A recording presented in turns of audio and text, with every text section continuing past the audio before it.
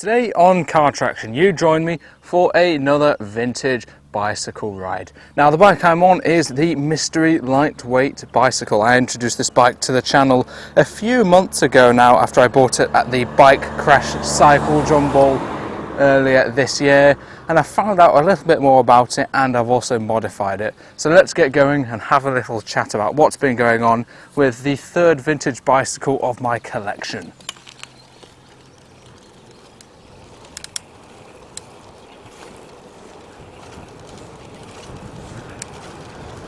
A little while back I made a similar video about my 1927 Cedarwick S Path Racer and you guys seem to really like it, so I'm doing the same route again today on the Mystery Classic Lightweight bicycle. Now I'm pretty sure it's a Freddie Grubb frame or an FH Grubb if it's pre-1951 or something like that, due to the lugs that are on this frame, but to be honest it's still a bit of a mystery.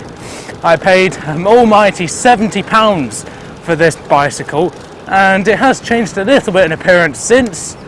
Put a bell on it here, very nice original Nantwich bell, sounds lovely. I put a lamp and I've also modified the drivetrain, which I'll talk a little bit about later.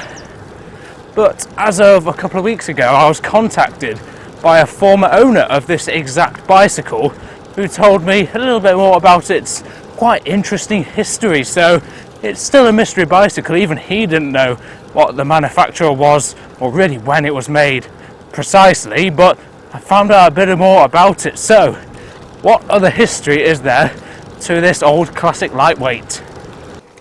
I'm sure you're all wondering, where did he and how did he get such a bargain? So I think £70 is a really good price for this bike. I was actually helping out at an auto jumble, or a cycle jumble actually I should say. I wasn't meant to buy anything, but I came back with this. I made the video a couple of days after and a previous owner, as I've already said, got into contact with me. Now he acquired this bike roughly 22 years ago and it's had quite an interesting history, and when he acquired the bike it sounds like it was an absolute wreck. Now you may think £70 for a 1950s, 1940s classic lightweight was a good buy. Previous owner got it for the pretty sum of £5. Yes, £5. But while that does sound like an absolute steal, it sounds like it was a bit of a wreck. This previous owner completely rebuilt the whole bike about 20 years ago. He actually rode it in its somewhat sorry state. You could say he actually very kindly sent me some photos of this exact bike before it was restored, so I'll put those up now. It sounds like he got quite an interesting reaction, but I probably shouldn't say the words the passerby said after "that's rusty," but I'm sure you can imagine. And it sounds like he used the bike a little bit and then moved it on to another forum member. He said, I'm not sure what forum. It sounds like he did loads of miles on it after being sold on from the previous owner who rebuilt the bike. He'd toured all around France in it apparently, so this old bike has a lot of miles on it and it's got quite an interesting history, but the actual manufacturer and exact date of it still remains a mystery. So what's been going on with this bike in my ownership? And of course the latest chapter of this vintage bicycle's life is currently in the making in my ownership. Now I've made a few changes since I bought this bike. It wasn't in perfectly rideable condition, but it was very good. I was quite fortunate to find that the tyres and tubes were all good when I bought the bike. The previous owner from who I bought the bike off, not the frame builder, many years ago, I think it sounds like he just had it as an ornament on the wall because it's a lovely looking thing, but he hasn't actually used it, and that's why I've been doing a little bit of sort of snagging, getting this bike more usable. So what have I done? Well, the more interesting things I guess you could say are this lovely Nantwich bell, that very tasty lamp down there, and I've also put a period road club racing little metal plate here. I'll put a bit of b-roll of it. Oh, this is a bumpy road. Yeah, I thought it'd be cool as this is a lightweight and almost club racer's bicycle to make it look like that, because it could well have been used in period for some racing, but of course only amateur racing. It's not a hardcore race bike. Oh, so many bumps to get through. but I'm absolutely not complaining that it has mudguards because they're lovely Bluemel's mudguards. And what I've also done is tightened up the fork bolt here. That was a little bit loose. There's just little things, to be honest, that maybe the previous owner didn't bother doing all the way up just because it was an ornament, but you really want them done up when you're putting a lot of miles in it like I planned to. The cones in the wheels, these are the things that determine how much sort of side-to-side play you have in your wheels. They were loose, so especially at the back there was quite a lot of side-to-side, so I had to take the wheels off and do those up. And also I recently had the rear wheel off again because I fitted a freewheel hub. Now, in case you haven't noticed, this is a single speed bicycle. It's on a 70-inch gear, which is why I'm having to churn over at such low sort of pedal RPMs when going uphill. But yeah, originally this is not a good route for a 70-inch gear bike. Originally this was a fixed gear, which means you couldn't freewheel downhill.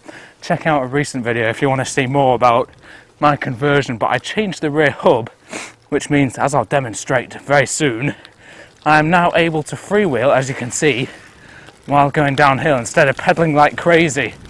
I think the fixed gear is this bike's original form, but to make it a lot more usable, I also changed it to the freewheel hub.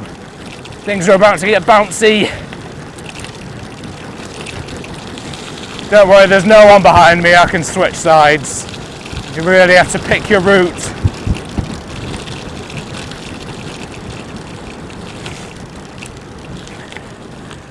This ride is certainly a lot better on something like my 27 Path Racer with big fat tyres. This has got very, very narrow wheels, and the tyres are actually really wide for the wheels. They're 32 millimeters wide, roughly. Now, originally this would have been on something like 28 or something, which would have been quite sketchy. But 32 millimeter wide is probably as wide as you could go on these wheels, and I prefer having the slightly wider tyres. They're lovely tan wall tyres because it just means more grip in the corners, because I do a lot of this sort of thing on my bike's muddy country roads, which is also why I like having mud guards, because I don't want to be cleaning my frame every single time from all the flicked up mud after a ride. There's a lot of muddy roads around here.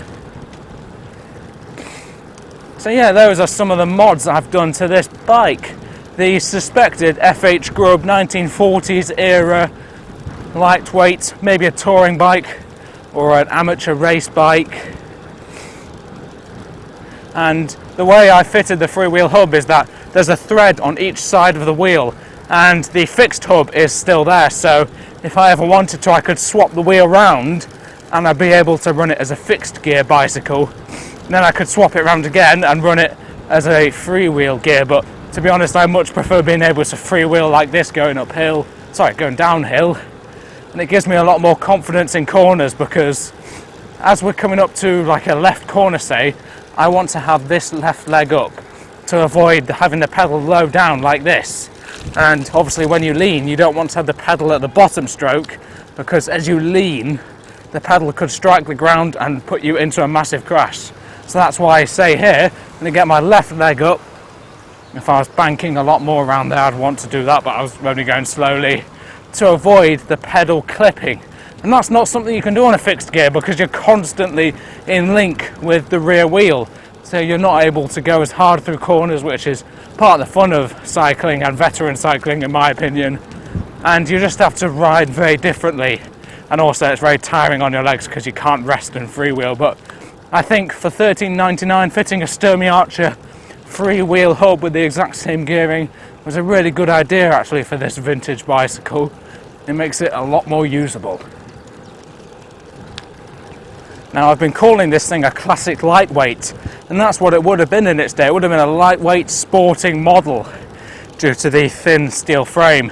By today's standard, it's probably a really heavy and slow old thing, but when you're comparing it to things like my 52 Speedway Roadster and the 27 Path Racer, this is the fast one out of the lot. It feels so quick every time I get on it, because it's so much lighter than those really thick steel non-lightweight bicycles. But I really do love riding this thing. It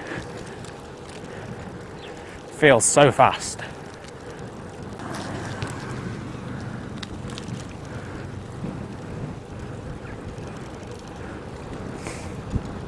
So we've got quite a hard left coming up, so I wouldn't be able to go too quickly around it with a fixed gear. What's this guy doing? Because there's a risk of clipping the pedal. But now that I've got my left leg up, I can actually take quite an angle into the corner and carry a bit of speed through, even catching up to the tractor there, which just gives me a lot more confidence in cornering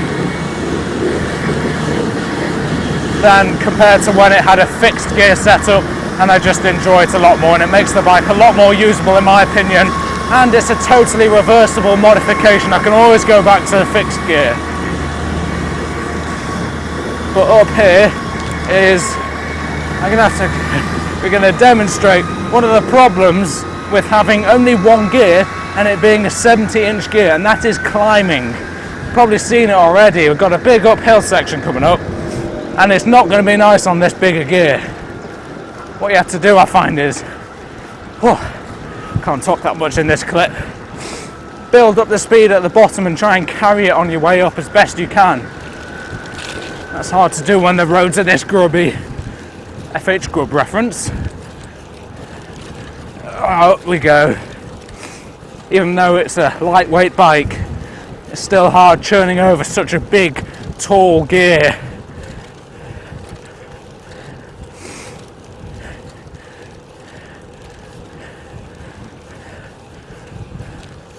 I think the tractor gapped us a bit up there. I know a lot of people do like the analog feel of fixed, but I guess I'm not just a fixed gear bike person. I just prefer being able to freewheel.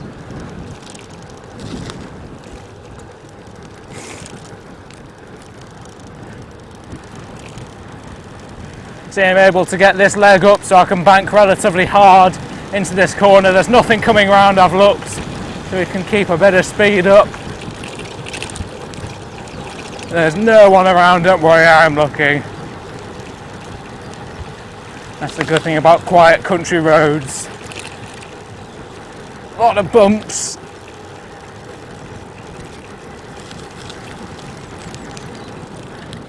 That's exciting enough, to be honest, just avoiding all the bumps.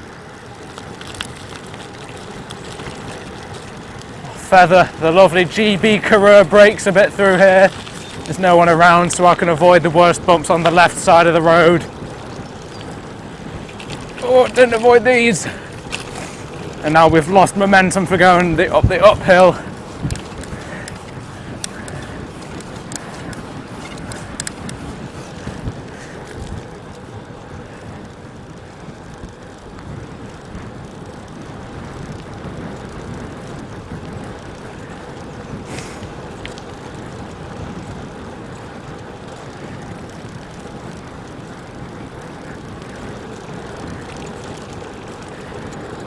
I know that Dad said once I start driving, I'll never ride a bike again just because driving's so much easier, but I love cycling for its health benefits more than anything, but also I just love riding bikes, banking into corners, and there's a fantastic vintage scene for bikes as well, so I can effectively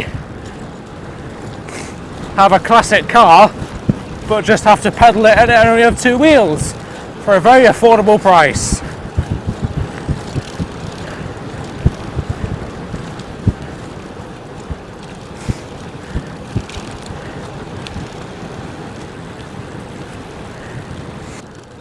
A few people might be put off single speed bicycles just because, as you've probably seen in today's video, you have to ride very differently, build your speed up while going downhill and then try and maintain it uphill, keep that big gear rotating. But I can say on this bike, I've got other bikes which has a 4-speed Sturmey Archer hub, a 3-speed Sturmey Archer hub, and I've got modern bikes that have about umpteen million gears.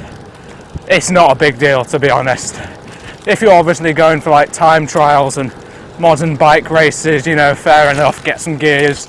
If you want an old bike, you can get down tube shifters, but it's not really that much of a problem for just casual cycling with only occasional enthusiastic bursts. And yeah, it's just a great thing to ride, this old lightweight. And I think the best thing about cycling, and especially classic and vintage cycling, is it's got to be the price point. £70 for this.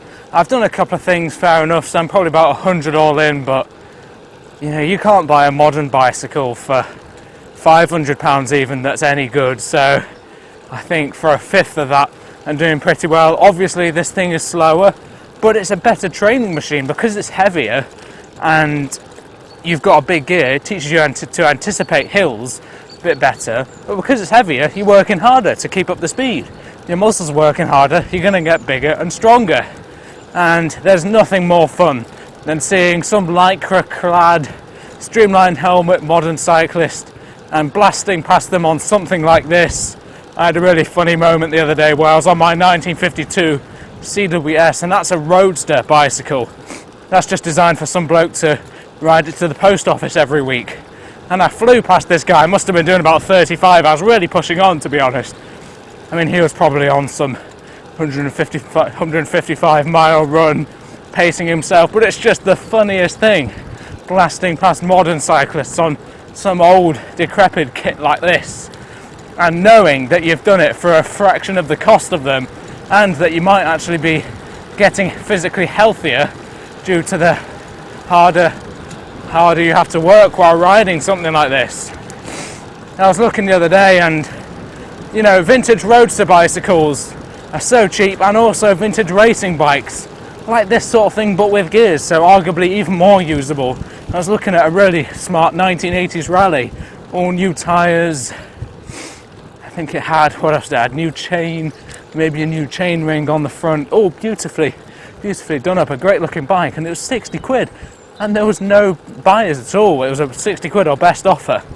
I was quite tempted, but I don't really have any space for other bikes, but it just shows that there are some real bike bargains out there online, or sometimes you'll get lucky and go to a cycle jumble and see one in person. But I'd absolutely recommend to everyone, what a lovely day it is today, to hop on eBay or go to a bike jumble and get yourself a bargain, because especially the classic racing bikes are so cheap at the moment and they're so good to ride.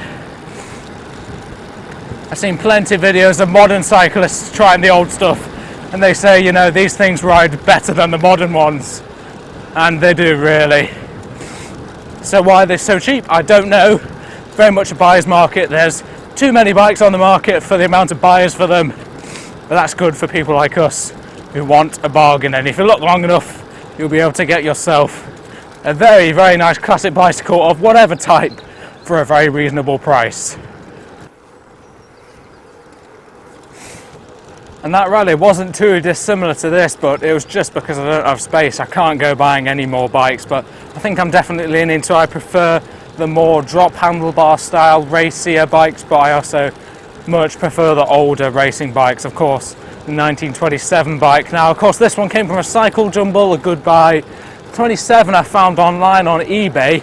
That was about 145 all in, and I haven't had to do anything to that. That's probably the best buy out of the lot, actually, I think.